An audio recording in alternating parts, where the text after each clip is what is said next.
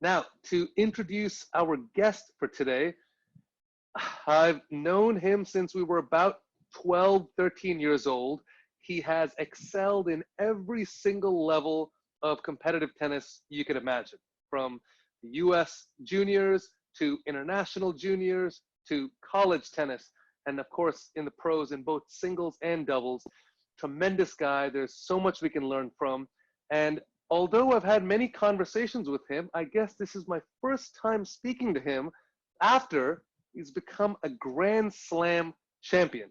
So with a very big smile on my face, may I please welcome my dear friend, Rajeev Ram. Hey, buddy. Raj, how you doing? I'm doing great. 20 now. In the last couple of years, from your UTR shooting up to the tremendous results you've had, as we've seen your graph just continually move up. We'll get a good look at it right here. You can see all the way starting in 2017, you threw up some very big titles there: Indian Wells, Paris Masters, and of course winning that mixed doubles title in Australia. That was huge, but surely the icing on the cake came this year. How old were you when the practice level, the practice time went from just after school fun to, you know what, I'm gonna take this a bit more seriously?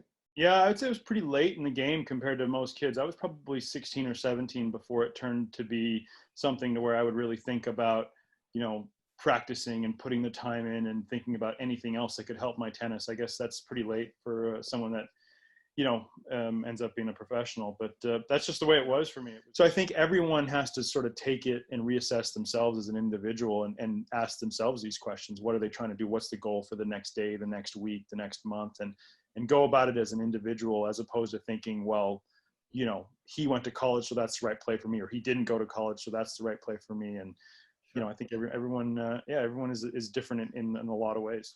Well, what do you really feel you did well, improvement-wise, to be able to make that jump that you talked about in 2009 when you finally did break the top 100? Yeah, I think to be honest, it was to maybe go back to a few things that made me a decent player to start with. We'll give a lot of credit to Steven, your cousin, for that. I mean, that was the beginning of the year where he started coaching both of us. And I felt like, just being in a situation where, somebody who's known me for a while really kind of was able to shake me and say, hey, listen, you're kind of getting away from what you do well. Why are you doing that? Maybe we should try to go back to maybe some of the things that come more naturally to you. So it's really identifying myself more as a player and what my strengths were and really paying attention to that. On the double side, what is the biggest key in choosing a partner? It's not too dissimilar than choosing, amazing as it is to say, I don't want to compare it to it, but it's not too different than choosing someone you're going to be in a relationship with or marry, to be honest. And I learned this through, now that doubles is my only form of playing tennis. You talk about forehands and backhands, it all goes out the window. Until you can have some decent communication with the person and feel like, okay, this is bothering me today. I don't feel good.